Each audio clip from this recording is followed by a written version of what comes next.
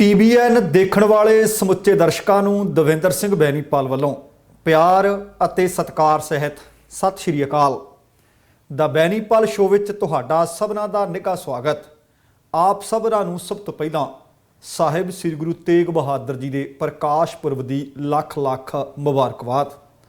ਆਓ ਸਭ ਤੋਂ ਪਹਿਲਾਂ ਜਿਹੜੀਆਂ ਸੰਖੇਪ ਦੇ ਵਿੱਚ ਪ੍ਰੋਗਰਾਮ ਦੌਰਾਨ ਖਬਰਾਂ ਵਿਚਾਰੀਆਂ ਜਾਣਗੀਆਂ, ਜਿਨ੍ਹਾਂ ਤੇ ਵਿਸਥਾਰ ਨਾਲ ਟਿੱਪਣੀਆਂ ਕੀਤੀਆਂ ਜਾਣਗੀਆਂ, ਉਹਨਾਂ ਦਾ ਵੇਰਵਾ ਤੁਹਾਡੇ ਨਾਲ ਸਾਂਝਾ ਕਰਾਂ।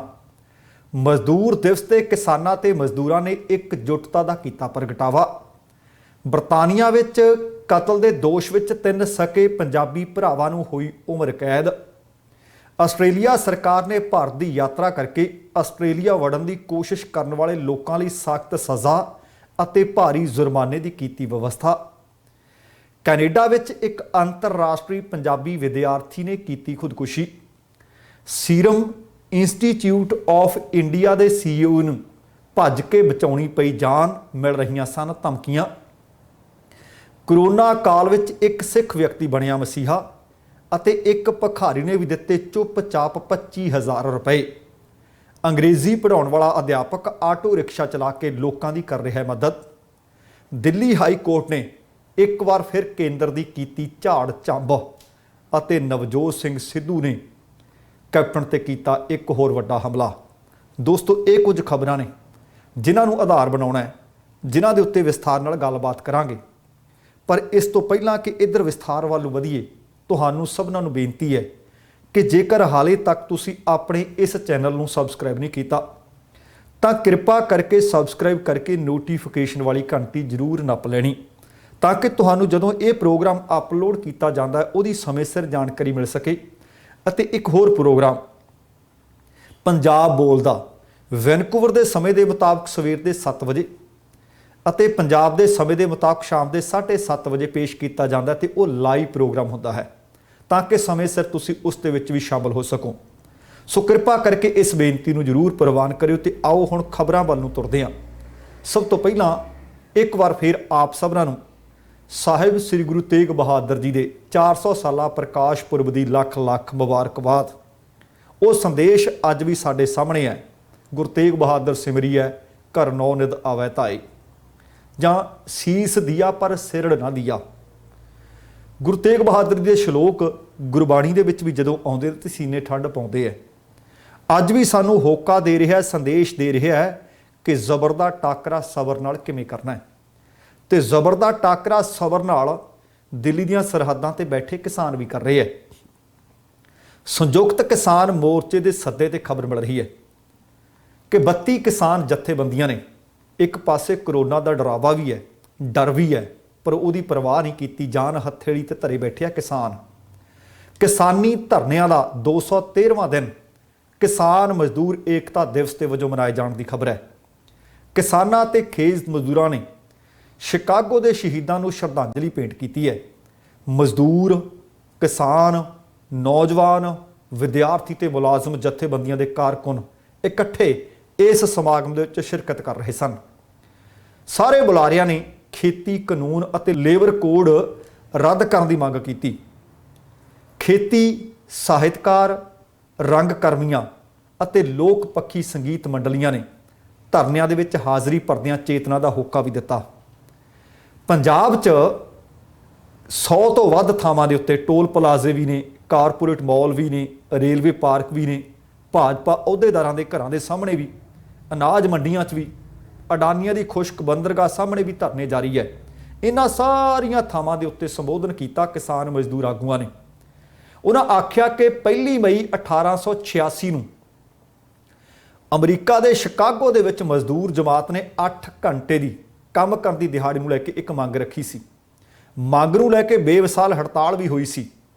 ਮਜ਼ਦੂਰਾਂ ਦੇ ਸੰਘਰਸ਼ ਨੂੰ ਦਬਾਉਣ ਦੇ ਖਾਤਰ ਸਰਮਾਏਦਾਰਾਂ ਨੇ ਮਜ਼ਦੂਰਾਂ ਦੀ ਖੂਨ ਦੀ ਹੋਲੀ ਵੀ ਖੇਡੀ ਸੀ, ਜਿਸ ਵਿੱਚ 7 ਮਜ਼ਦੂਰ ਸ਼ਹੀਦ ਹੋ ਗਏ ਸਨ ਅਤੇ 4 ਮਜ਼ਦੂਰ ਆਗੂਆਂ ਨੂੰ ਫਾਂਸੀ ਦੇ ਦਿੱਤੀ ਗਈ ਸੀ। ਇਸ ਇਤਿਹਾਸਕ ਦਿਨ ਨੂੰ ਕੌਮਾਂਤਰੀ ਮਜ਼ਦੂਰ ਦਿਵਸ ਦੇ ਵਜੋਂ ਮਨਾਇਆ ਜਾਂਦਾ ਹੈ। ਇਸ ਦੌਰਾਨ ਕਿਸਾਨ, ਮਜ਼ਦੂਰ, ਇਹ ਸਾਰੇ ਆਗੂਆਂ ਨੇ ਕਿਹਾ ਕਿ ਮੋਦੀ ਹਕੂਮਤ ਨੇ ਨਿੱਜੀਕਰਨ, ਉਦਾਰੀਕਰਨ, ਸੰਸਾਰੀਕਰਨ ਇਹ ਨੀਤੀ ਅਪਣਾਈ ਹੋਈ ਹੈ। ਇਸ ਨੀਤੀ ਤੇ ਚੱਲਦਿਆਂ ਜਿੱਥੇ ਖੇਤੀ ਸੱਭਿਆਚਾਰ ਨੂੰ ਉਜਾੜਨ ਲਈ 3 ਖੇਤੀ ਕਾਨੂੰਨ ਲਿਆਂਦੇ ਹੈ ਤੇ ਨਾਲ ਹੀ ਇਸ ਤੋਂ ਪਹਿਲਾਂ ਜਨਤਕ ਖੇਤਰ ਦੇ ਅਦਾਰੇ ਜਿਨ੍ਹਾਂ ਵਿੱਚ ਬੈਂਕ ਵੀ ਹੈ, ਬੀਮਾ ਵੀ ਹੈ, ਰੇਲਵੇ ਵੀ ਹੈ, ਕੋਲਾ ਵੀ ਹੈ, ਖਾਣਾ ਵੀ ਨੇ, ਬਿਜਲੀ ਬੋਰਡ ਵੀ ਹੈ, ਸੜਕਾਂ ਵੀ ਨੇ, ਸਿਹਤ ਸਿੱਖਿਆ ਵੀ ਹੈ, ਟਰਾਂਸਪੋਰਟ ਵੀ ਹੈ। ਉਹ ਕਹਿੰਦੇ ਇਹਨਾਂ ਸਾਰਿਆਂ ਨੂੰ ਦੇਸੀ ਪ੍ਰਦੇਸ਼ੀ ਬਹੁਤ ਕੰਪਨੀਆਂ ਦੇ ਹਵਾਲੇ ਕੀਤਾ ਹੋਇਆ ਹੈ। ਇਹ ਅਦਾਰੇ ਲੋਕਾਂ ਦੀ ਕੀਮਤੀ ਜਾਇਦਾਦ ਸਨ ਅਤੇ ਲੱਖਾਂ ਮਜ਼ਦੂਰਾਂ ਵੱਲੋਂ ਸ਼ਹਾਦਤਾਂ ਦੇ ਕੇ ਇਹ ਉਸਾਰੇ ਗਏ ਸੀ। ਇਸ ਲਈ ਮੋਦੀ ਹਕੂਮਤ ਦੇ ਵੱਡੇ ਹੱਲੇ ਦਾ ਜਵਾਬ ਦੇਣ ਲਈ ਕਿਸਾਨ ਮਜ਼ਦੂਰਾਂ ਦੀਆਂ ਲਾਸਾਨੀ ਕੁਰਬਾਨੀਆਂ ਭਰਿਆ ਇਤਿਹਾਸ ਸਾਡਾ ਰਾਹ ਦਸੇਰਾ ਹੈ ਅਤੇ ਇਹਦੇ ਤੋਂ ਅਸੀਂ ਲਾਂਭੇ ਹੋ ਨਹੀਂ ਸਕਦੇ। ਜਿੰਨੀ ਦੇਰ ਤੱਕ ਇਹ ਕਾਨੂੰਨ ਰੱਦ ਨਹੀਂ ਹੋ ਜਾਂਦੇ ਉਨੀ ਦੇਰ ਤੱਕ ਘਰਾਂ ਨੂੰ ਪਰਤਣ ਦਾ ਕੋਈ ਮਕਸਦ ਨਹੀਂ। ਅੱਜ ਇਸ ਦਿਹਾੜੇ ਦੇ ਉੱਤੇ ਇੱਕ ਵਾਰ ਫੇਰ ਭਾਰਤ ਦੀ ਕੇਂਦਰ ਸਰਕਾਰ ਨੂੰ ਸਿੱਧਾ ਸੁਨੇਹਾ ਕਿਸਾਨ, ਮਜ਼ਦੂਰ, ਨੌਜਵਾਨ, ਮੁਲਾਜ਼ਮ ਲਗਭਗ ਸਾਰੀਆਂ ਜਥੇਬੰਦੀਆਂ ਨੇ ਦੇ ਦਿੱਤਾ ਹੈ। ਅਗਲੀ ਖਬਰ ਬਰਤਾਨੀਆ ਵਾਲੇ ਪਾਸੇ ਚੱਲਦੇ ਹਾਂ। ਬਰਤਾਨੀਆ ਦੇ ਵਿੱਚ ਇੱਕ ਮਾਮਲਾ, ਉਸ ਮਾਮਲੇ ਦੀ ਵੀ ਸੰਖੇਪ ਤੁਹਾਡੇ ਨਾਲ ਮੈਂ ਜਾਣਕਾਰੀ ਸਾਂਝੀ ਕਰਾਂਗਾ। 3 ਸਕੇ ਭਰਾਵਾਂ ਨੂੰ ਉਮਰ ਕੈਦ ਦੀ ਸਜ਼ਾ ਹੋ ਗਈ ਹੈ। ਬਰਤਾਨੀਆ ਦੀ ਅਦਾਲਤ ਨੇ ਪੰਜਾਬੀ ਭਰਾ ਨੇ 3 ਭਰਾਵਾਂ ਦੇ ਵਿੱਚੋਂ 3 ਨੂੰ ਸਜ਼ਾ, ਕਿਉਂਕਿ ਇਹਨਾਂ ਨੇ ਇੱਕ 22 ਸਾਲਾ ਵਿਅਕਤੀ ਦਾ ਚਾਕੂ ਮਾਰ ਕੇ ਕਤਲ ਕੀਤਾ ਸੀ ਤੇ ਉਹਦੇ ਇਹ ਦੋਸ਼ੀ ਪਾਏ ਗਏ ਹੈ। ਦੋਸ਼ੀ ਪਾਏ ਜਾਣ ਤੋਂ ਬਾਅਦ ਇਹਨਾਂ ਨੂੰ ਹੁਣ ਇਹ ਸਜ਼ਾ ਸੁਣਾ ਦਿੱਤੀ ਗਈ ਹੈ। ਦਰਅਸਲ ਲੰਡਨ ਦੇ ਵਿੱਚ 1.5 ਸਾਲ ਪਹਿਲਾਂ ਇੱਕ ਵਿਵਾਦ, ਇੱਕ ਝਗੜਾ, ਜਿਸ ਦੇ ਵਿੱਚ ਇਹਨਾਂ 3 ਭਰਾਵਾਂ ਦੇ ਉੱਤੇ ਦੋਸ਼ ਸਿੱਧ ਹੋ ਗਏ ਹੈ ਕਿ ਇੱਕ ਵਿਅਕਤੀ ਦਾ ਚਾਕੂ ਮਾਰ ਕੇ ਇਹਨਾਂ ਨੇ ਕਤਲ ਕੀਤਾ ਸੀ। ਇਹਨਾਂ ਵਿੱਚ 23 ਵਰਿਆਂ ਦਾ ਕਮਲ ਸੋਹਲ, 25 ਵਰਿਆਂ ਦਾ ਸੁਖਵਿੰਦਰ ਸੋਹਲ, 28 ਵਰਿਆਂ ਦਾ ਮਾਈਕਲ ਸੋਹਲ, ਸਤੰਬਰ ਦਾ ਮਹੀਨਾ ਤੇ ਸਾਲ 2019 ਭਾਵ ਸਤੰਬਰ 2019 ਦੇ ਵਿੱਚ ਪੱਛਮੀ ਲੰਡਨ ਦੇ ਐਕਟਨ ਇਲਾਕੇ ਵਿੱਚ ਓਸਵਾਲਡੋ ਡੀ ਕਾਰਵਾਲੋ ਦਾ ਕਤਲ ਕਰ ਦਿੱਤਾ ਗਿਆ ਸੀ ਤੇ ਉਹਨਾਂ ਦੇ ਵਿੱਚ ਇਹ ਦੋਸ਼ੀ ਪਾਏ ਗਏ ਹੈ। ਦੱਖਣੀ ਲੰਡਨ ਦੀ ਕਰਾਈਡਨ ਕਰਾਊਨ ਅਦਾਲਤ ਨੇ 16 ਫਰਵਰੀ ਨੂੰ ਇਸ ਮਾਮਲੇ ਦੀ ਸੁਣਵਾਈ ਸ਼ੁਰੂ ਕੀਤੀ ਸੀ। ਮਾਣਯੋਗ ਅਦਾਲਤ ਨੇ ਕਮਲ ਸੋਹਲ ਨੂੰ ਘੱਟ ਤੋਂ ਘੱਟ 22 ਸਾਲ ਦੀ ਉਮਰ ਕੈਦ ਦੀ ਸਜ਼ਾ ਸੁਣਾਈ ਹੈ। ਉੱਥੇ ਹੀ ਸੁਖਵਿੰਦਰ ਅਤੇ ਮਾਈਕਲ ਨੂੰ ਘੱਟ ਤੋਂ ਘੱਟ 19 ਸਾਲ ਦੀ ਉਮਰ ਕੈਦ ਦੀ ਸਜ਼ਾ ਸੁਣਾਈ ਹੈ। ਇਸ ਤੋਂ ਬਾਅਦ ਅਦਾਲਤ ਹਾਲੇ ਪੈਰੋਲ ਤੇ ਵਿਚਾਰ ਕਰੇਗੀ ਕਿ ਕੀ 19 ਵਰਿਆਂ ਤੋਂ ਜਾਂ 22 ਵਰਿਆਂ ਤੋਂ ਪਹਿਲਾਂ ਇਹਨਾਂ ਨੂੰ ਪੈਰੋਲ ਦੇਣੀ ਹੈ, ਜ਼ਮਾਨਤ ਦੇਣੀ ਹੈ ਜਾਂ ਨਹੀਂ। ਇਸ ਦੇ ਇਲਾਵਾ ਇਸ ਮਾਮਲੇ ਵਿੱਚ ਕਤਲ ਦਾ ਇੱਕ ਚੌਥਾ ਦੋਸ਼ੀ ਐਂਟਨੀ ਜਾਰਜ, ਜਿਸ ਦੀ ਉਮਰ 24 ਵਰੇ ਦੱਸੀ ਗਈ ਹੈ, ਉਸ ਨੂੰ 9 ਸਾਲ ਜੇਲ੍ਹ ਦੀ ਸਜ਼ਾ ਸੁਣਾਈ ਗਈ ਹੈ। ਲੰਡਨ ਪੁਲਿਸ ਵਿਭਾਗ ਨੇ ਇਸ ਮਾਮਲੇ ਵਿੱਚ ਮ੍ਰਿਤਕ ਓਸਵਾਲਡੋ ਦੇ ਪਰਿਵਾਰ ਦੇ ਨਾਲ ਡੂੰਘਾ ਦੁੱਖ ਵੀ ਪ੍ਰਗਟਾਇਆ ਹੈ। ਹੁਣ ਮਾਮਲਾ ਕੀ ਸੀ ਉਹ ਦੱਸਣਾ ਬਣਦਾ ਹੈ। ਅਸਲ ਦੇ ਵਿੱਚ ਸੁਣਵਾਈ ਦੌਰਾਨ ਦੱਸਿਆ ਗਿਆ ਕਿ ਸੋਹਲ ਅਤੇ ਓਸਵਾਲਡੋ ਗਰੁੱਪ ਵਿਚਕਾਰ ਤਕਰਾਰ ਚੱਲ ਰਿਹਾ ਸੀ, ਦੁਸ਼ਮਣੀ ਲੰਬੇ ਸਮੇਂ ਤੋਂ ਚੱਲ ਰਹੀ ਸੀ। ਸੁਖਮਿੰਦਰ ਅਤੇ ਮਾਈਕਲ ਦੀ ਓਸਵਾਲਡੋ ਅਤੇ ਉਸਦੇ ਦੋਸਤਾਂ ਦੇ ਨਾਲ 24 ਸਤੰਬਰ ਤੇ ਸਾਲ 2019 ਨੂੰ ਇੱਕ ਮੁਲਾਕਾਤ ਹੁੰਦੀ ਹੈ। ਇਸ ਦਿਨ ਕਿਸੇ ਗੱਲ ਨੂੰ ਲੈ ਕੇ ਦੋਵਾਂ ਧੜਿਆਂ ਦੇ ਵਿਚਕਾਰ ਝੜਪ ਹੁੰਦੀ ਹੈ। ਇਸ ਤੋਂ ਬਾਅਦ ਸੋਹਲ ਭਰਾਵਾਂ ਨੇ ਮਦਦ ਲਈ ਆਪਣੇ ਭਰਾ ਕਮਲ ਨੂੰ ਵੀ ਸੱਦ ਲਿਆ। ਕਮਲ ਦੱਸਿਆ ਗਿਆ ਕਿ ਚਾਕੂ ਲੈ ਕੇ ਘਟਨਾ ਸਥਾਨ ਤੇ ਪਹੁੰਚਦਾ ਹੈ। ਉੱਥੇ ਉਸ ਨਾਲ ਜਾਰਜ ਵੀ ਸੀ।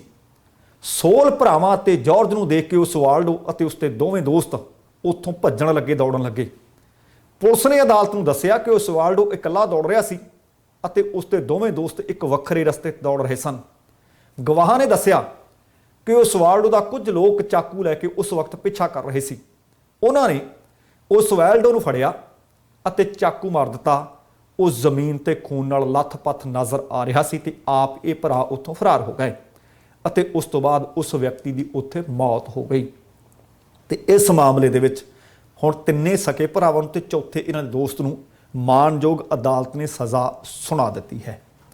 ਅਗਲੀ ਖਬਰ, ਜਿਸ ਤਰ੍ਹਾਂ ਮੈਂ ਇੱਕ ਦਿਨ ਤੁਹਾਡੇ ਨਾਲ ਜ਼ਿਕਰ ਕੀਤਾ ਸੀ ਕਿ ਕੈਨੇਡਾ ਨੇ ਭਾਰਤ ਤੋਂ ਆਉਣ ਵਾਲੇ ਲੋਕਾਂ ਤੇ ਪਾਬੰਦੀ ਦਾ ਐਲਾਨ ਕਰ ਦਿੱਤਾ ਹੈ।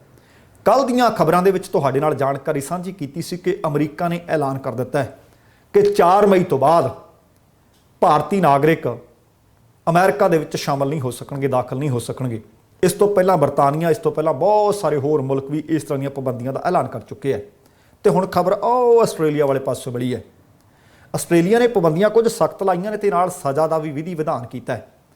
ਉਹਨਾਂ ਨੇ ਇਹ ਆਖਿਆ ਕਿ ਭਾਰਤ ਦੇ ਵਿੱਚ ਇਸ ਵਕਤ ਕੋਵਿਡ ਦੀ ਲਹਿਰ ਪ੍ਰਚੰਡ ਹੋ ਚੁੱਕੀ ਹੈ। ਬੀਤੇ ਕਿੰਨੇ ਦਿਨਾਂ ਤੋਂ 3 ਲੱਖ ਤੋਂ ਕੇਸ ਘੱਟ ਨਹੀਂ ਆ ਰਹੇ। ਜਿਸ ਨੂੰ ਭੰਪਿਆ, ਜਿਸ ਨੂੰ ਵੇਖਦਿਆਂ ਹੋਇਆਂ ਆਸਟ੍ਰੇਲੀਆ ਨੇ ਭਾਰਤ ਤੋਂ ਪਰਤਣ ਵਾਲੇ ਆਪਣੇ ਨਾਗਰਿਕਾਂ ਦੇ ਖਿਲਾਫ ਸਖਤ ਕਾਰਵਾਈ ਦੀ ਚੇਤਾਵਨੀ ਦਿੱਤੀ ਹੈ। ਆਸਟ੍ਰੇਲੀਆ ਵਿੱਚ ਸਕਾਟ ਮੋਰਿਸਨ ਦੀ ਸਰਕਾਰ ਹੈ। ਉਸ ਦੇ ਵੱਲੋਂ ਆਖਿਆ ਗਿਆ ਕਿ ਪਾਬੰਦੀ ਦੇ ਬਾਵਜੂਦ ਜੇਕਰ ਕੋਈ ਵਿਅਕਤੀ ਭਾਰਤ ਤੋਂ ਆਸਟ੍ਰੇਲੀਆ ਆਉਣ ਦੀ ਕੋਸ਼ਿਸ਼ ਕਰਦਾ ਹੈ ਤਾਂ ਉਹਨੂੰ ਜੁਰਮਾਨਾ ਵੀ ਹੋ ਸਕਦਾ ਹੈ ਤੇ ਸਜ਼ਾ ਵੀ ਹੋ ਸਕਦੀ ਹੈ। ਦੱਸਣਾ ਬਣਦਾ ਹੈ ਕਿ ਆਸਟ੍ਰੇਲੀਆ ਨੇ ਭਾਰਤ ਤੋਂ ਆਉਣ ਵਾਲੀਆਂ ਸਿੱਧੀਆਂ ਉਡਾਨਾਂ ਤੇ ਪਹਿਲਾਂ ਹੀ ਰੋਕ ਲਾਈ ਹੋਈ ਹੈ। ਜਿਹੜੀ ਜਾਣਕਾਰੀ ਮਿਲੀ ਆ ਉਸ ਜਾਣਕਾਰੀ ਦੇ ਮੁਤਾਬਕ ਸਰਕਾਰ ਨੇ ਇਸ ਸਬੰਧ ਦੇ ਵਿੱਚ ਕੁਝ ਨਵੇਂ ਨਿਯਮ ਬਣਾਏ ਨੇ ਜੋ ਅੱਜ 1 ਮਈ ਤੋਂ ਅਮਲ ਵਿੱਚ ਆ ਗਏ ਹੈ। ਇਸ ਦੇ ਤਹਿਤ ਅਜਿਹੇ ਲੋਕਾਂ ਦੇ ਆਸਟ੍ਰੇਲੀਆ ਵਿੱਚ ਦਾਖਲੇ ਤੇ ਰੋਕ ਰਹੇਗੀ ਜਿਨ੍ਹਾਂ ਨੇ ਬੀਤੇ 14 ਦਿਨਾਂ ਤੋਂ ਭਾਰਤ ਦੀ ਯਾਤਰਾ ਕੀਤੀ ਹੋਵੇ, ਭਾਵੇਂ ਹੁਣ ਉਹ ਕਿਸੇ ਮੁਲਕ ਤੋਂ ਹੋਰ ਆ ਰਹੇ ਹੋਣ, ਪਰ 14 ਦਿਨ ਦੇ ਵਿੱਚ ਜੇਕਰ ਉਹ ਭਾਰਤ ਗਏ ਤਾਂ ਉਹ ਆਸਟ੍ਰੇਲੀਆ ਵਿੱਚ ਦਾਖਲ ਨਹੀਂ ਹੋ ਸਕਣਗੇ। ਆਸਟ੍ਰੇਲੀਆ ਸਰਕਾਰ ਨੇ ਇਹ ਕਦਮ ਇਸ ਲਈ ਚੁੱਕਿਆ ਕਿਉਂਕਿ ਜਾਣਕਾਰੀ ਮਿਲੀ ਸੀ ਕਿ 2 ਆਸਟ੍ਰੇਲੀਆ ਦੇ ਕ੍ਰਿਕਟਰ ਵਾਪਸ ਆਸਟ੍ਰੇਲੀਆ ਵਿੱਚ ਪਰਤੇ। ਭਾਰਤ ਤੋਂ ਸਿੱਧੀਆਂ ਉਡਾਨਾਂ ਤੇ ਪਾਬੰਦੀ ਸੀ। ਉਸ ਪਾਬੰਦੀ ਨੂੰ ਦੇਖਦੇ ਹੋਏ ਇਹਨਾਂ ਕ੍ਰਿਕਟਰਾਂ ਨੇ ਸਭ ਤੋਂ ਪਹਿਲਾਂ ਕਤਰ ਦੀ ਯਾਤਰਾ ਕੀਤੀ, ਫਿਰ ਉੱਥੋਂ ਇਹਨਾਂ ਨੇ ਕਤਰ ਤੋਂ ਆਸਟ੍ਰੇਲੀਆ ਲਈ ਉਡਾਨ ਭਰੀ। ਆਸਟ੍ਰੇਲੀਆ ਦੇ ਸਿਹਤ ਮੰਤਰੀ ਗ੍ਰੈਗ ਹੰਟ ਨੇ ਦੱਸਿਆ ਕਿ ਸਰਹੱਦ ਤੇ ਸਖਤੀ ਵਧਾ ਦਿੱਤੀ ਗਈ ਹੈ। ਉਹਨਾਂ ਕਿਹਾ ਕਿ ਜੋ ਵੀ ਕੋਈ ਇਸ ਨਿਯਮ ਜਾਂ ਇਹਨਾਂ ਨਿਯਮਾਂ ਨੂੰ ਤੋੜਨ ਦੀ ਕੋਸ਼ਿਸ਼ ਕਰੇਗਾ ਉਸ ਤੇ ਆਸਟ੍ਰੇਲੀਅਨ 66,000 ਤੇ $600 ਦਾ ਜੁਰਮਾਨਾ, ਜੋ ਲਗਭਗ ਭਾਰਤ ਦਾ 50 ਲੱਖ ਬਣਦਾ ਹੈ। ਇਹਦੇ ਨਾਲ ਹੀ ਉਹਨਾਂ ਨੇ ਇਹ ਦੱਸਿਆ ਕਿ 5 ਸਾਲ ਜੇਲ੍ਹ ਦੀ ਸਜ਼ਾ ਵੀ ਸੁਣਾਈ ਗਈ। ਇਹ ਹੋ ਸਕਦੀਆਂ ਨੇ ਜੇਕਰ ਕੋਈ ਇਹ ਕਾਨੂੰਨ ਤੋੜੇਗਾ, ਜਾਂ ਫਿਰ ਦੋਵੇਂ ਇਕੱਠੀਆਂ ਵੀ ਹੋ ਸਕਦੀਆਂ ਨੇ, ਜਾਂ ਸਜ਼ਾ ਜਾਂ ਜੁਰਮਾਨਾ ਵੀ ਹੋ ਸਕਦਾ ਤੇ ਨਾਲ ਦੋਵੇਂ ਇਕੱਠੇ ਵੀ ਹੋ ਸਕਦੇ ਆ। ਸਿਹਤ ਮੰਤਰੀ ਨੇ ਕਿਹਾ ਕਿ ਲੋਕਾਂ ਦੀ ਸੁਰੱਖਿਆ ਨੂੰ ਧਿਆਨ ਦੇ ਵਿੱਚ ਰੱਖਦੇ ਹੋਏ ਸਾਨੂੰ ਇਹ ਕਦਮ ਉਠਾਉਣੇ ਪਏ ਆ। ਸ਼ਾਇਦ ਤੁਹਾਨੂੰ ਯਾਦ ਹੋਵੇ, ਇਸ ਤੋਂ ਪਹਿਲਾਂ ਆਸਟ੍ਰੇਲੀਆ ਨੇ ਭਾਰਤ ਤੋਂ ਆਉਣ ਵਾਲੀਆਂ ਸਿੱਧੀਆਂ ਉਡਾਨਾਂ ਤੇ 15 ਮਈ ਤੱਕ ਰੋਕ ਲਗਾਉਣ ਦਾ ਐਲਾਨ ਕਰ ਦਿੱਤਾ ਸੀ। ਆਸਟ੍ਰੇਲੀਆ ਨੇ ਦੱਸਿਆ ਕਿ ਉਹ 15 ਮਈ ਨੂੰ ਆਪਣੇ ਫੈਸਲੇ ਦੀ ਮੁੜ ਸਮੀਖਿਆ ਕਰੇਗਾ ਤੇ ਉਹਦੇ ਤੋਂ ਬਾਅਦ ਤੈਅ ਕਰੇਗਾ ਕਿ ਉਡਾਨਾਂ ਦੇ ਉੱਤੇ ਪਾਬੰਦੀ ਵਧਾਉਣੀ ਹੈ ਜਾਂ ਹਟਾਉਣੀ ਹੈ। ਅਗਲੀ ਖਬਰ ਸਾਡੇ ਆਪਣੇ ਇਸ ਮੁਲਕ ਕੈਨੇਡਾ ਦੇ ਵਿੱਚੋਂ ਆਈ ਹੈ, ਪਰ ਖਬਰ ਚੰਗੀ ਨਹੀਂ। ਬੀਤੇ ਕੁਝ ਕੁ ਮਹੀਨੇ ਲਗਾਤਾਰ ਇਸ ਤਰ੍ਹਾਂ ਦੀਆਂ ਖਬਰਾਂ ਆਉਂਦੀਆਂ ਰਹੀਆਂ, ਪਰ ਰੱਬ ਦਾ ਸ਼ੁਕਰ ਹੋਇਆ ਸੀ ਕਿ ਮੁੜ ਕੇ ਇਸ ਤਰ੍ਹਾਂ ਦੀ ਖਬਰ ਕੋਈ ਮਿਲੀ ਨਹੀਂ। ਓਨਟੇਰੀਓ ਸੂਬਾ ਪੈਂਦਾ ਸਾਡੇ, ਓਨਟੇਰੀਓ ਪ੍ਰੋਵਿੰਸ ਦਾ ਸ਼ਹਿਰ ਟੋਰੰਟੋ ਦੇ ਵਿੱਚੋਂ ਇੱਕ ਅੰਤਰਰਾਸ਼ਟਰੀ ਵਿਦਿਆਰਥੀ ਜਿਹੜਾ ਪੰਜਾਬੀ ਸੀ, ਰੇਲ ਗੱਡੀ ਦੇ ਅੱਗੇ ਆ ਕੇ ਉਹਨੇ ਖੁਦਕੁਸ਼ੀ ਕਰ ਲਈ ਹੈ। ਖਬਰ ਬੜੀ ਮੰਦਭਾਗੀ ਹੈ। ਮ੍ਰਿਤਕ ਨੌਜਵਾਨ ਦੀ ਜਿਹੜੀ ਪਹਿਚਾਣ ਹੈ ਉਹ ਲਵਪ੍ਰੀਤ ਸਿੰਘ ਦੇ ਵਜੋਂ ਕੀਤੀ ਗਈ ਹੈ। ਲਵਪ੍ਰੀਤ ਪੰਜਾਬ ਦੇ ਜ਼ਿਲ੍ਹਾ ਮੋਗਾ ਦੇ ਪਿੰਡ ਚੜਿੱਕ ਨਾਲ ਸੰਬੰਧ ਦੱਸਿਆ ਗਿਆ ਹੈ। ਇਹ ਵੀ ਜਾਣਕਾਰੀ ਮਿਲੀ ਹੈ ਕਿ ਲਵਪ੍ਰੀਤ ਆਰਥਿਕ ਪੱਖੋਂ ਅਤੇ ਇਮੀਗ੍ਰੇਸ਼ਨ ਨਾਲ ਕੁਝ ਮਾਮਲਿਆਂ ਦੇ ਵਿੱਚ ਇਸ ਵਕਤ ਮੁਸ਼ਕਲਾਂ ਦਾ ਸਾਹਮਣਾ ਕਰ ਰਿਹਾ ਸੀ ਤੇ ਇਹਨਾਂ ਮੁਸ਼ਕਲਾਂ ਨੂੰ ਫੇਸ ਨਹੀਂ ਉਹ ਕਰ ਸਕਿਆ ਅਤੇ ਖੁਦਕੁਸ਼ੀ ਉਸਨੇ ਕਰ ਲਈ ਹੈ। ਇਸ ਤੋਂ ਪਹਿਲਾਂ ਤੁਹਾਨੂੰ ਸ਼ਾਇਦ ਯਾਦ ਹੋਵੇ, ਇਸੇ ਤਰ੍ਹਾਂ ਇੱਕ ਇੰਟਰਨੈਸ਼ਨਲ ਸਟੂਡੈਂਟ ਸਨ ਵਰਿੰਦਰ ਸਿੰਘ ਸੰਧੂ, ਉਹਨਾਂ ਵੱਲੋਂ ਵੀ ਰੇਲ ਗੱਡੀ ਦੇ ਅੱਗੇ ਛਾਲ ਮਾਰ ਕੇ ਖੁਦਕੁਸ਼ੀ ਕਰ ਲਈ ਗਈ ਸੀ। ਜਾਣਕਾਰੀ ਮਿਲੀ ਹੈ ਕਿ ਲਵਪ੍ਰੀਤ ਸਿੰਘ ਸਾਲ 2018 ਵਿੱਚ ਇੰਟਰਨੈਸ਼ਨਲ ਵਿਦਿਆਰਥੀ ਭਾਵ ਸਟੂਡੈਂਟ ਵੀਜ਼ੇ ਤੇ ਟੋਰੰਟੋ ਦੇ ਵਿੱਚ ਪੜ੍ਹਨ ਵਾਸਤੇ ਸੈਂਟੇਨੀਅਲ ਕਾਲਜ ਦੇ ਵਿੱਚ ਆਇਆ ਸੀ ਤੇ ਉੱਥੇ ਪੜ੍ਹਾਈ ਕਰ ਰਿਹਾ ਸੀ।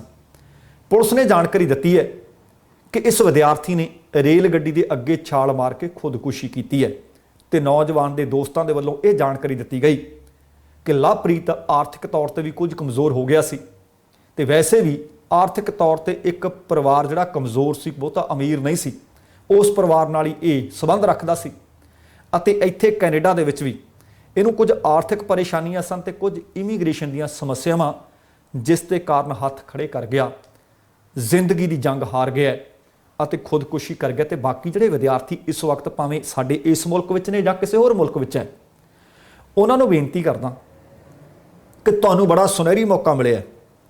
ਬਹੁਤ ਸਾਰੇ ਲੋਕ ਨੇ ਜਿਹੜੇ ਵਿਚਾਰੇ ਕੰਮਕਾਰ ਕਰਨ ਆਏ, ਕੁਝ ਲੋਕ ਗੈਰ ਕਾਨੂੰਨੀ ਤਰੀਕੇ ਨਾਲ ਵੀ ਆਏ, ਉਹ ਇੱਥੋਂ ਦੀ ਤਾਲੀਮ ਹਾਸਲ ਨਹੀਂ ਕਰ ਸਕੇ, ਇੱਥੋਂ ਦੀ ਪੜ੍ਹਾਈ, ਇੱਥੋਂ ਦੀ ਵਿੱਦਿਆ ਹਾਸਲ ਨਹੀਂ ਕਰ ਸਕੇ। ਤੁਸੀਂ ਉਹਨਾਂ ਨਾਲੋਂ ਬਹੁਤ ਬਿਹਤਰ ਹੋ। 2-4 ਸਾਲ ਤੁਹਾਡੀ ਜ਼ਿੰਦਗੀ ਦੇ ਕਾਫੀ ਜ਼ੋਖਮ ਵਾਲੇ ਹੋ ਸਕਦੇ ਆ, ਪਰ ਬਾਅਦ ਦੇ ਵਿੱਚ ਚੰਗੀਆਂ ਥਾਵਾਂ ਤੇ ਤੁਸੀਂ ਨੌਕਰੀਆਂ ਕਰੋਗੇ।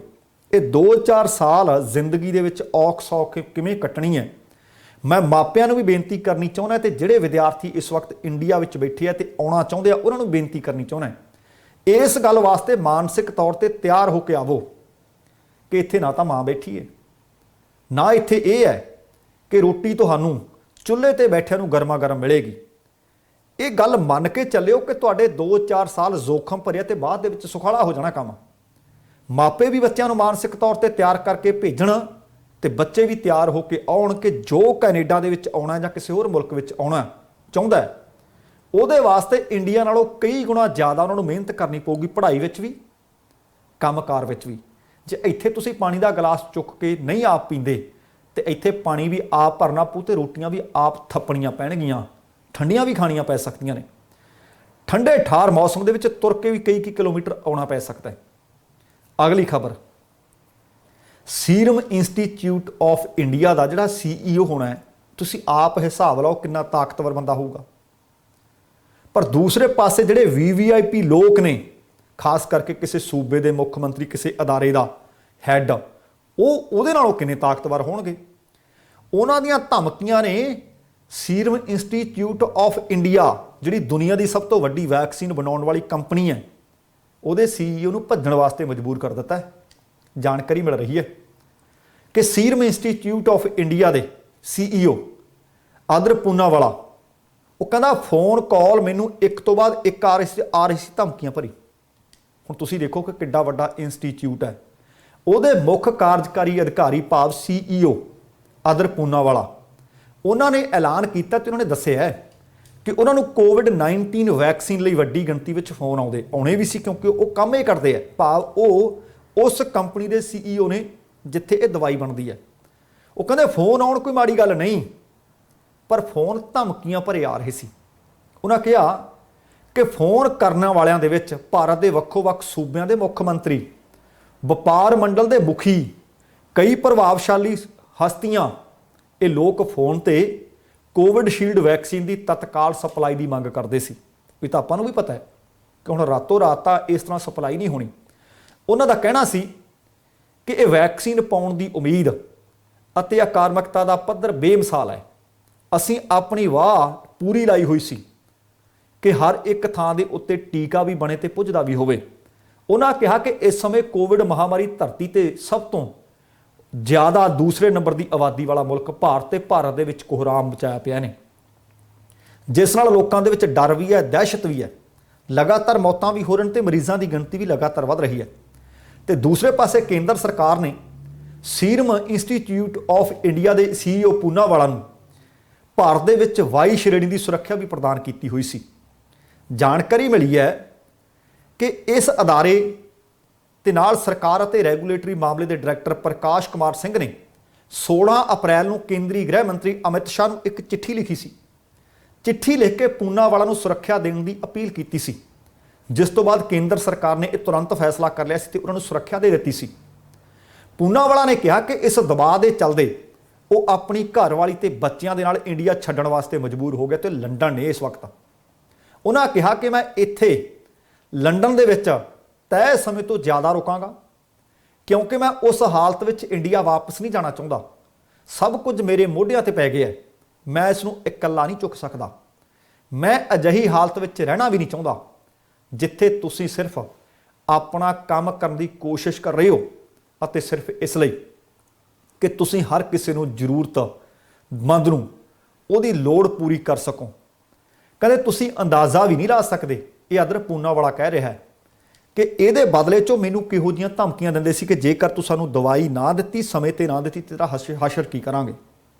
ਤੁਸੀਂ ਦੇਖੋ ਕਿ ਉਹਨਾਂ ਨੇ ਇਹ ਗੱਲ ਦਾ ਵੀ ਐਲਾਨ ਕਰ ਦਿੱਤਾ ਕਿ ਹੁਣ ਤੱਕ ਤਾਂ ਅਸੀਂ ਇੰਡੀਆ ਦੇ ਵਿੱਚ ਹੀ ਦਵਾਈ ਬਣਾਉਂਦੇ ਸੀ, ਆਉਣ ਵਾਲੇ ਦਿਨਾਂ ਦੇ ਵਿੱਚ ਅਸੀਂ ਕਹਿੰਦੇ ਸੋਚ ਰਹੇ ਹਾਂ ਕਿ ਹੁਣ ਇਹ ਦਵਾਈ ਕਿਸੇ ਬਾਹਰਲੇ ਮੁਲਕ ਵਿੱਚ ਵੀ ਬਣੇ। ਇੱਕ ਏਡੀ ਵੱਡੀ ਵੈਕਸੀਨ ਬਣਾਉਣ ਵਾਲੀ ਕੰਪਨੀ, ਜਿਹੜੀ ਦੁਨੀਆ ਦੇ ਵਿੱਚ ਸਭ ਤੋਂ ਵੱਡੀ ਵੈਕਸੀਨ ਬਣਾਉਣ ਵਾਲੀ ਕੰਪਨੀ ਹੈ, ਉਹਦਾ CEO ਜੇ ਆਪਣੀ ਜਾਨ ਦੀ ਇਸ ਸੁਰੱਖਿਆ ਮਹਿਸੂਸ ਨਹੀਂ ਕਰ ਰਿਹਾ, ਤੇ ਤੁਸੀਂ ਸੋਚ ਕੇ ਦੇਖੋ ਕਿ ਕਿਹੜੇ ਲੋਕ ਹੋਣਗੇ, ਕਿੰਨੇ ਤਾਕਤਵਰ ਲੋਕ ਹੋਣਗੇ ਜਿਨ੍ਹਾਂ ਨੇ ਆਦਰ ਪੂਨਾਵਾਲਾ ਨੂੰ ਇੰਡੀਆ ਦੇ ਵਿੱਚੋਂ ਭੱਜਣ ਵਾਸਤੇ ਮਜਬੂਰ ਕਰ ਦਿੱਤਾ। ਤੇ ਅਗਲੀ ਖਬਰ, ਕੋਵਿਡ ਨੂੰ ਲੈ ਕੇ ਲਗਾਤਾਰ ਸਹਿਮ, ਖੌਫ, ਡਰ। ਕੱਲ ਤੁਹਾਡੇ ਨਾਲ ਖਬਰ ਸਾਂਝੀ ਕੀਤੀ ਸੀ ਕਿ 1.5 ਸਾਲ ਦਾ ਬੱਚਾ ਆਪਣੀ ਮਾਂ ਦੇ ਸਿਰਹਾਣੇ ਬੈਠਾ ਹੈ, ਗੁਆਂਢੀਆਂ ਨੇ ਆ ਕੇ ਵਰਾਇਆ ਨਹੀਂ, ਪਾਣੀ ਨਹੀਂ ਪਿਲਾਇਆ, ਦੁੱਧ ਨਹੀਂ ਪਿਲਾਇਆ। ਸਿਰਫ ਉਹ ਵੀ ਜਦੋਂ ਬਦਬੂ ਆਉਣ ਲੱਗੀ ਡੈੱਡ ਬੋਡੀ ਦੇ ਵਿੱਚੋਂ, ਪੁਲਿਸ ਨੂੰ ਫੋਨ ਕੀਤਾ ਸੀ ਤੇ ਪੁਲਿਸ ਆ ਕੇ 2 ਕਾਂਸਟੇਬਲ ਨੇ ਉਸ ਬੱਚੇ ਨੂੰ ਪਾਣੀ ਦਾ ਘੁੱਟ ਪਿਲਾਇਆ ਸੀ। ਤੇ ਹੁਣ ਇਹਦੇ ਨਾਲ ਹੀ ਉਸ ਤੋਂ ਪਹਿਲਾਂ ਇੱਕ ਦਿਨ ਖਬਰ ਤੁਹਾਡੇ ਨਾਲ ਸਾਂਝੀ ਕੀਤੀ ਸੀ। ਖਬਰ ਇਹ ਸੀ कि एक व्यक्ति की घरवाली मरदी है। पिंड के लोगों ने अफसोस तो की करना सी, मोढा भी नहीं सी दिता। जिथे ये माड़ियां खबरां सी, कुछ चंगियां खबरां मैं तुहाडे नाल साझीआं करनियां चाहुंदा। महाराष्ट्र के नागपुर शहर के विचों एक सिख व्यक्ति इस कोविड-19 वायरस के नाल, जिस महामारी के नाल लोग डरे हुए ने, चिंताजनक स्थिति विच ने, वो बंदा डटिया होया है। गुरु नानक देव के मिशन नूं लोकां तक घर घर पहुंचा रहा है। ਸਕੂਟਰੀ ਆ ਉਹਦੇ ਕੋਲੇ, ਤੁਸੀਂ ਆਪ ਹਿਸਾਬ ਲਾਓ, ਕੋਈ ਬਹੁਤਾ ਅਮੀਰ ਬੰਦਾ ਨਹੀਂ। ਆਪਣੀ ਸਕੂਟਰੀ ਨਾਲ ਗਲੀ ਗਲੀ ਘੁੰਮ ਰਿਹਾ ਹੈ ਤੇ ਸਕੂਟਰੀ ਦੇ ਨਾਲ ਕੱਲਾ ਕੱਲਾ ਸਕੂਟਰੀ ਲੈ ਕੇ ਨਹੀਂ ਘੁੰਮ ਰਿਹਾ, ਸਕੂਟਰੀ ਦੇ ਉੱਤੇ ਉਹਨੇ ਆਪਣੀ ਤੇ ਭੋਜਨ ਰੱਖਿਆ ਹੋਇਆ ਤੇ ਲੋਕਾਂ ਨੂੰ ਮੁਫਤ ਵਿੱਚ ਵੰਡ ਰਿਹਾ ਹੈ। 41 ਵਰਿਆਂ ਦਾ ਜਮਸ਼ੇਦ ਸਿੰਘ ਕਪੂਰ ਇਹਦਾ ਨਾਂ ਹੈ। ਰੋਜ਼ਾਨਾ ਲੰਗਰ ਦੀ ਸੇਵਾ ਕਰਦਾ। ਬਾਅਦ ਦੁਪਹਿਰ 3 ਵਜੇ ਤੋਂ ਲਗਭਗ 5 ਘੰਟੇ ਤੱਕ ਸੈਂਕੜੇ ਲੋਕਾਂ ਨੂੰ ਦਾਲ ਖਿਚੜੀ ਇਹ ਮੁਫਤ ਵਿੱਚ ਵੰਡਦਾ ਹੈ। ਲੰਗਰ ਸੇਵਾ ਇਸ ਦੀ ਟੀ-ਸ਼ਰਟ ਤੇ ਲਿਖੀ ਹੁੰਦੀ ਹੈ ਤੇ ਨਾਗਪੁਰ ਸ਼ਹਿਰ ਦੀਆਂ ਵੱਖੋ-ਵੱਖ ਥਾਵਾਂ ਤੇ ਇਹ ਲੋਕਾਂ ਨੂੰ ਦਾਲ ਖਿਚੜੀ ਆਸਾਨੀ ਨਾਲ ਵੰਡਦੇ ਦੇਖਿਆ ਜਾ ਸਕਦਾ ਹੈ। ਉਹਨਾਂ ਦੀ ਸਕੂਟਰੀ ਭੋਜਨ ਸਮੱਗਰੀ ਨਾਲ ਭਰੀ ਹੁੰਦੀ ਹੈ ਤੇ ਡਰਮ ਉੱਤੇ ਬੰਨਿਆ ਹੁੰਦਾ ਹੈ। ਕਪੂਰ ਨੇ ਆਪਣੀ ਪਹਿਲ ਕਦਮੀ ਦੇ ਬਾਬਤ ਗੱਲਬਾਤ ਕੀਤੀ ਕਿ ਮੈਂ ਇਹ ਕਿਉਂ ਕਰ ਰਿਹਾ। ਉਹ ਕਹਿੰਦੇ ਮੈਂ ਨਾਗਪੁਰ ਵਿੱਚ 2013 ਤੋਂ ਇਸੇ ਤਰ੍ਹਾਂ ਲੰਗਰ ਦੀ ਸੇਵਾ ਲਗਾਤਾਰ ਕਰ ਰਿਹਾ। ਉਹਨਾਂ ਦੱਸਿਆ ਕਿ ਇਸ ਤੋਂ ਪਹਿਲਾਂ सिर्फ कमज़ोर ਅਤੇ गरीब लोग लंगर लैण वास्ते आउंदे सी, पर महामारी के कारण कुछ पाबंदियां लग गईयां। छोटे छोटे रेस्टोरेंट बंद हो गए जां कुछ होर लोग जिन्हां नूं रोटी दे लाले पै गए, वो भी अजकल मेरी सेवा का लाभ लै रहे हैं। उन्होंने दस्सिया कि लोग उन्हां नूं दान भी दिंदे ने, कोई दाल दे जांदा है, कोई चौल दे जांदा है, तां कि ये लंगर की सेवा लोड़वंदां तक जारी रहे। उन्होंने दस्सिया एक घटना कहंदे मैनूं याद आ रही है। ਉਹ ਕਹਿੰਦੇ ਉਹਨਾਂ ਤੋਂ ਭੋਜਨ ਲੈਣ ਵਾਸਤੇ ਇੱਕ ਭਿਖਾਰੀ ਆਇਆ। ਤੁਸੀਂ ਦੇਖੋ ਕਿ ਭਿਖਾਰੀ ਦਾ ਦਿਲ ਕਿੱਡਾ ਵੱਡਾ ਹੈ। ਕਈ ਵਾਰੀ ਅਸੀਂ ਗਲਤ ਅੰਦਾਜ਼ੇ ਲਾ ਲੈਂਦੇ, ਲੋਕਾਂ ਦੇ ਕੱਪੜੇ ਦੇਖ ਕੇ ਅਸੀਂ ਜਜਮੈਂਟਲ ਹੋ ਜਾਂਦੇ ਹਾਂ। ਉਹ ਕਹਿੰਦੇ ਇੱਕ ਭਿਖਾਰੀ ਮੇਰੇ ਤੋਂ ਭੋਜਨ ਲੈਣ ਵਾਸਤੇ ਆਇਆ। ਤੁਸੀਂ ਹਿਸਾਬ ਲਾਓ ਕਿ ਭੋਜਨ ਉਹ ਇਹਨਾਂ ਕੋਲੋਂ ਲੰਗਰ ਦੇ ਵਿੱਚੋਂ ਲੈ ਰਿਹਾ ਹੈ ਤੇ ਆਪਾਂ ਵੀ ਵੇਖ ਕੇ ਉਹਦੇ ਮੈਲੇ ਕੁਚਾਲੇ ਕੱਪੜੇ ਕਹਾਂਗੇ ਯਾਰ ਇਹਦੇ ਤਾਂ ਬੋ ਆਉਂਦੀ ਹੈ, ਪਾਸੇ ਚੱਲ। ਉਹ ਕਹਿੰਦੇ ਉਹ ਭਿਖਾਰੀ ਜਦੋਂ ਮੇਰੇ ਤੋਂ ਲੰਗਰ ਲੈਣ ਲੱਗਿਆ ਤੇ ਨਾਲ ਉਹਦੇ ਕੋਲ ਇੱਕ ਥੈਲਾ ਸੀ ਤੇ ਥੈਲੇ ਵਿੱਚ ਉਹਦੇ ਕੱਪੜੇ।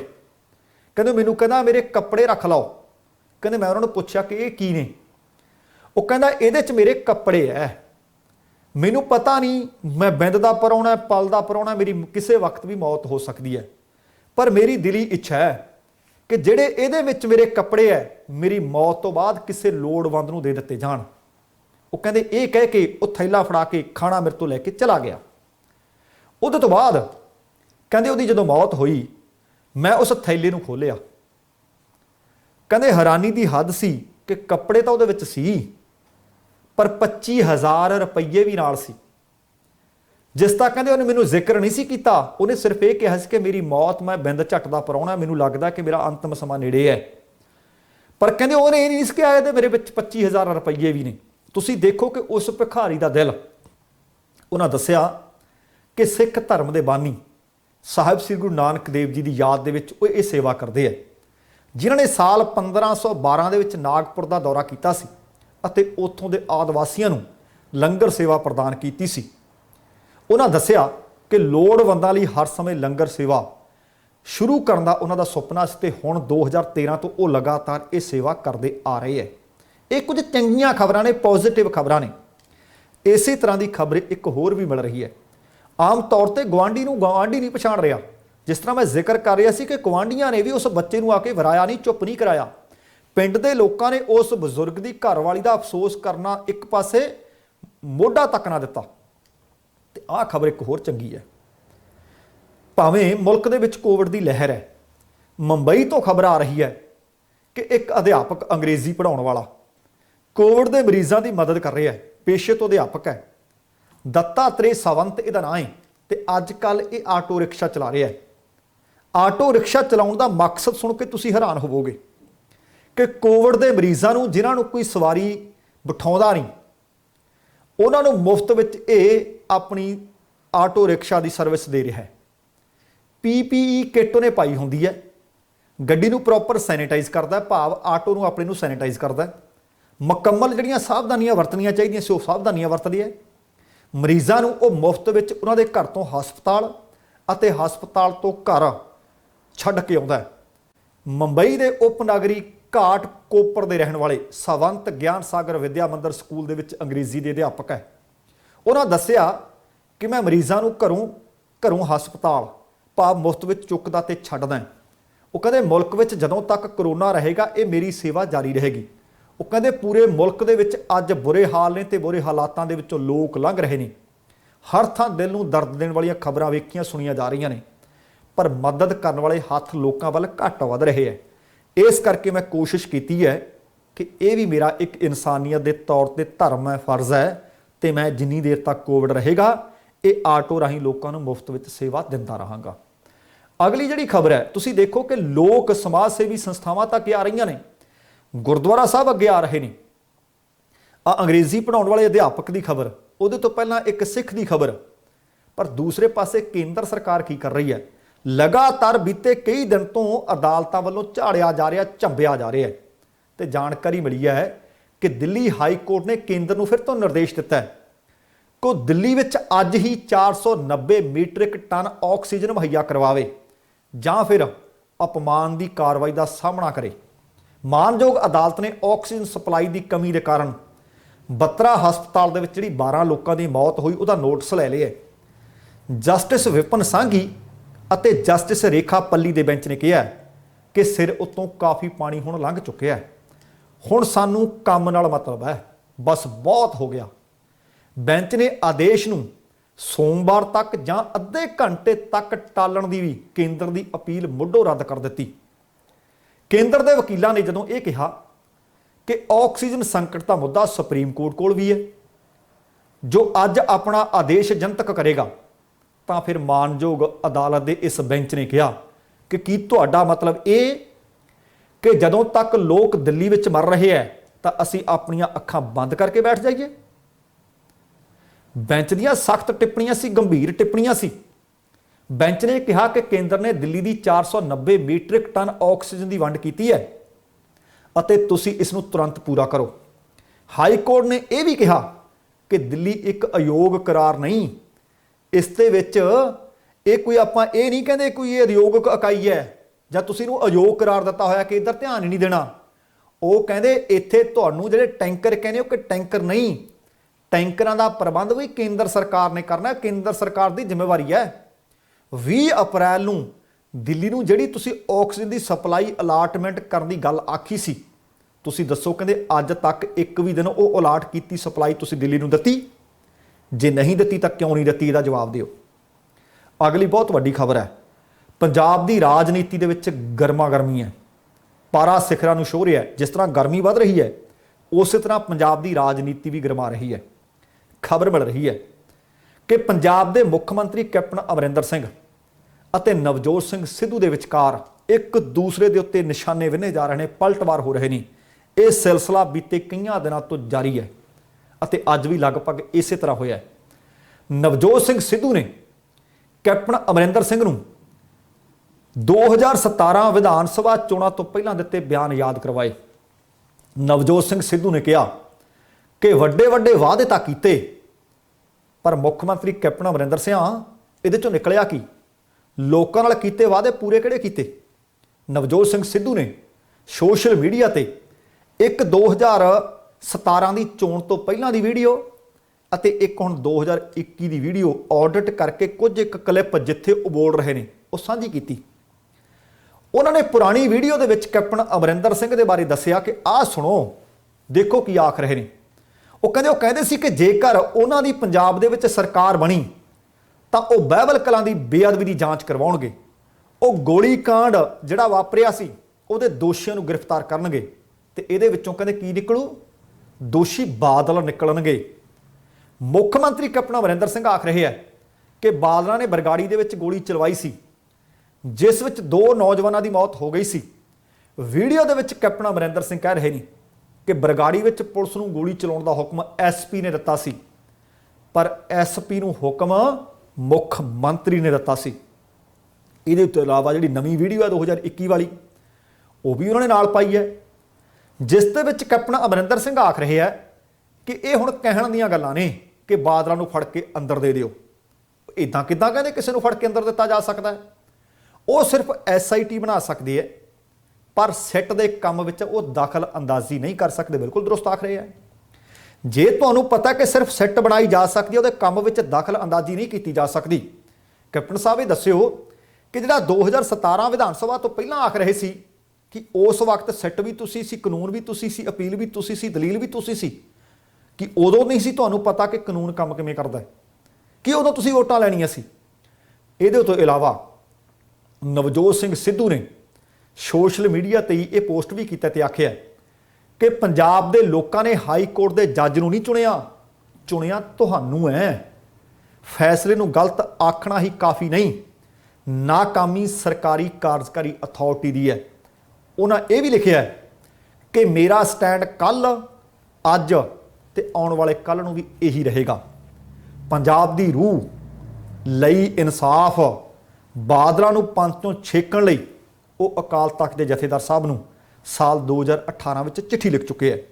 ਤੁਸੀਂ ਦੇਖੋ ਕਿ ਬੀਤੇ ਦਿਨੀ ਕੈਪਟਨ ਅਮਰਿੰਦਰ ਸਿੰਘ ਨੇ ਪਲਟਵਾਰ ਕੀਤਾ ਸੀ ਕਿ ਸਿੱਧੂ ਕੱਲ ਜਾਂਦਾ ਅੱਜ ਜਾਵੇ, ਸਿੱਧੂ ਵਾਸਤੇ ਕਾਂਗਰਸ ਦੇ ਦਰਵਾਜ਼ੇ ਬੰਦ, ਇੰਨੀ ਕਹਿਣ ਦੀ ਦੇਰ ਸੀ। ਦੂਸਰੇ ਦਿਨ ਜਦੋਂ ਕੈਪਟਨ ਅਮਰਿੰਦਰ ਸਿੰਘ ਕਾਂਗਰਸ ਦੇ ਚੁਣੇ ਵਿਧਾਇਕਾਂ ਦੇ ਨਾਲ ਮੀਟਿੰਗ ਕਰਦੇ ਆ, ਉਹਨਾਂ ਵਿੱਚੋਂ ਬਹੁਤਿਆਂ ਦੀਆਂ ਬਾਗੀ ਸੁਰਾਂ ਸਨ।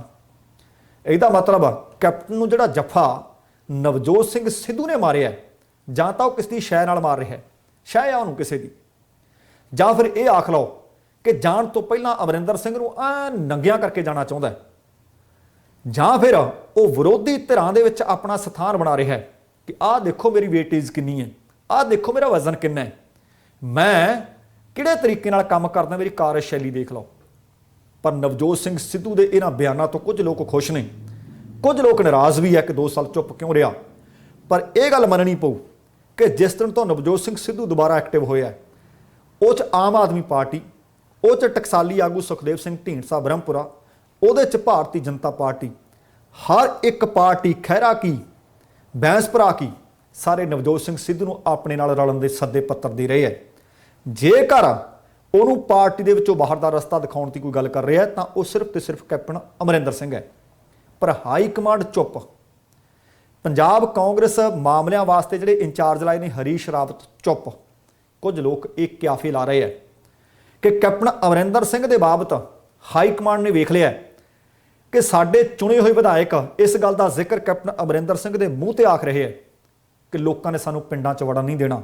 ਸੰਸਦ ਮੈਂਬਰ ਆਖ ਰਿਹਾ ਕਿ ਲੋਕਾਂ ਨੇ ਸਾਨੂੰ ਪਿੰਡਾਂ 'ਚ ਨਹੀਂ ਵੜਨ ਦੇਣਾ, ਕਿ ਭਾਵ ਕੈਪਟਨ ਅਮਰਿੰਦਰ ਸਿੰਘ ਲੋਕਾਂ ਦੇ ਵਿੱਚੋਂ ਆਪਣਾ ਆਧਾਰ ਗਵਾ ਚੁੱਕੇ ਹੈ। ਇਸ ਕਰਕੇ ਉਹ ਤੋਲ ਦੇਖਦੇ ਹੈ ਕਿ ਕੀ ਸੱਚਮੁੱਚ ਨਵਜੋਤ ਸਿੰਘ ਸਿੱਧੂ ਨੂੰ ਲੋਕ ਪਸੰਦ ਕਰਦੇ ਹੈ, ਕਿ ਜੇਕਰ ਇਹ ਗੱਲ ਖਰੀ ਨਿਕਲੀ ਤਾਂ ਫਿਰ ਮੁੱਖ ਮੰਤਰੀ ਦਾ ਚਿਹਰਾ ਬਦਲ ਦਿਆਂਗੇ, ਪਰ ਪੰਜਾਬ ਦੇ ਵਿੱਚ ਸਰਕਾਰ ਅਸੀਂ ਦੁਬਾਰਾ ਬਣਾਉਣੀ ਚਾਹੁੰਦੇ ਹਾਂ। ਹੁਣ ਨਵਜੋਤ ਸਿੰਘ ਸਿੱਧੂ ਦਾ ਜੱਫਾ ਕੈਪਟਨ ਅਮਰਿੰਦਰ ਸਿੰਘ ਦੇ ਉੱਤੇ ਭਾਰੂ ਪੈਂਦਾ ਨਜ਼ਰ ਆ ਰਿਹਾ ਹੈ। ਅੱਜ ਤੱਕ ਇਹੀ ਸਮਝਿਆ ਜਾ ਰਿਹਾ ਸੀ ਕਿ ਕੈਪਟਨ ਅਮਰਿੰਦਰ ਸਿੰਘ ਦੀ ਇਸ ਕਾਂਗਰਸ ਦੇ ਵਿੱਚ ਜੇਕਰ ਕੋਈ ਬਾਗੀ ਹੈ ਤਾਂ ਉਹ ਸ਼ਮਸ਼ੇਰ ਸਿੰਘ ਦੂਲੋ ਨੇ, ਉਹ ਪ੍ਰਤਾਪ ਸਿੰਘ ਬਾਜਵਾ ਨੇ, ਜਾਂ ਨਵਜੋਤ ਸਿੰਘ ਸਿੱਧੂ ਹੈ। ਪਰ ਤੁਸੀਂ ਵੇਖੋ ਕਿ ਜਿਸ ਦਿਨ ਤੋਂ ਨਵਜੋਤ ਸਿੰਘ ਸਿੱਧੂ ਬੋਲਿਆ, ਉਹਦੇ ਬਾਅਦ ਪ੍ਰਗਟ ਸਿੰਘ ਬੋਲਿਆ, ਸ਼ਮਸ਼ੇਰ ਸਿੰਘ ਦੂਲੋ ਫਿਰ ਬੋਲਿਆ, ਉਹਦੇ ਨਾਲ ਚਰਨਜੀਤ ਚੰਨੀ ਨਾਰਾਜ਼ ਦੱਸੇ ਜਾ ਰਿਹਾ ਹੈ, ਸੁਖਜਿੰਦਰ ਰੰਧਾਵਾ ਨਾਰਾਜ਼ ਦੱਸੇ ਜਾ ਰਿਹਾ ਹੈ, ਤੇ ਇਹਦੇ ਨਾਲ ਕਈ ਦਰਜਨ ਹੋਰ ਕਾਂਗਰਸ ਦੇ ਵਿਧਾਇਕ ਨੇ ਜਿਹੜੇ ਕਹਿੰਦੇ ਆ ਕਿ ਕਬੱਡੀ ਪਹਿਣ ਦਿਓ, ਅਸੀਂ ਵੇਖਾਂਗੇ ਕਿ ਨਵਜੋਤ ਸਿੰਘ ਸਿੱਧੂ ਵਾਲੇ ਪਾਸੇ ਜਾ ਕੇ ਖੜਨਾ ਹੈ ਜਾਂ ਕੈਪਟਨ ਅਮਰਿੰਦਰ ਸਿੰਘ ਨਾਲ ਖੜਨਾ ਹੈ, ਕਿਉਂਕਿ ਉਹਨਾਂ ਨੂੰ ਸਿਰਫ ਟਿਕਟ ਚਾਹੀਦੀ ਹੈ, ਬੰਦਾ ਕੋਈ ਵੀ ਹੋਵੇ। ਹੁਣ ਵੇਖਦੇ ਹਾਂ ਇਸ ਸਿਆਸੀ ਜੱਫੇ ਦੇ ਵਿੱਚ ਜੇਤੂ ਕੌਣ ਹੁੰਦਾ ਹੈ, ਕਿ ਕੈਪਟਨ ਅਮਰਿੰਦਰ ਸਿੰਘ ਜਾਂ ਨਵਜੋਤ ਸਿੰਘ ਸਿੱਧੂ। ਪਰ ਜੱਫਾ ਦੋਵਾਂ ਦਾ ਲੱਗ ਚੁੱਕਿਆ ਹੈ। ਸੋ ਦੋਸਤੋ, ਇਹ ਸੀ ਅੱਜ ਦਾ ਪ੍ਰੋਗਰਾਮ। ਉਮੀਦ ਕਰ ਰਿਹਾ ਕਿ ਤੁਹਾਨੂੰ ਚੰਗਾ ਲੱਗਿਆ ਹੋਵੇਗਾ। ਜੇਕਰ ਸੱਚਮੁੱਚ ਪ੍ਰੋਗਰਾਮ ਚੰਗਾ ਲੱਗਿਆ, ਕਿਰਪਾ ਕਰਕੇ ਲਾਈਕ ਵੀ ਕਰ ਦਿਓ, ਸ਼ੇਅਰ ਵੀ ਕਰ ਦਿਓ, ਆਪਣੇ ਖੂਬਸੂਰਤ ਕਮੈਂਟ ਵੀ ਜ਼ਰੂਰ ਕਰਿਓ, ਤੁਹਾਡੇ ਧੰਨਵਾਦੀ ਹੋਵਾਂਗੇ। ਤੇ ਨਾਲੇ ਜੇਕਰ ਹਾਲੇ ਤੱਕ ਆਪਣੇ ਇਸ ਚੈਨਲ ਨੂੰ ਤੁਸੀਂ ਸਬਸਕ੍ਰਾਈਬ ਨਹੀਂ ਕੀਤਾ ਤਾਂ ਕਿਰਪਾ ਕਰਕੇ ਸਬਸਕ੍ਰਾਈਬ ਕਰਕੇ ਨੋਟੀਫਿਕੇਸ਼ਨ ਵਾਲੀ ਘੰਟੀ ਜ਼ਰੂਰ ਨੱਪ ਲੈਣੀ, ਤੁਹਾਡੇ ਦਿਲੋਂ ਧੰਨਵਾਦੀ ਹੋਵਾਂਗੇ। ਆਓ ਹੁਣ ਜਾਣ ਤੋਂ ਪਹਿਲਾਂ ਕਹਾਂਗਾ, ਜ਼ਿੰਦਗੀ ਜਿੰਦਾਦਲੀ ਦਾ ਨਾਮ ਹੈ। ਦਵਿੰਦਰ ਸਿੰਘ ਬੈਨੀਪਾਲ ਨੂੰ ਆਗਿਆ ਦਿਓ। ਸਤਿ ਸ਼੍ਰੀ ਅਕਾਲ ਤੇ ਰੱਬ ਰਾਖਾ।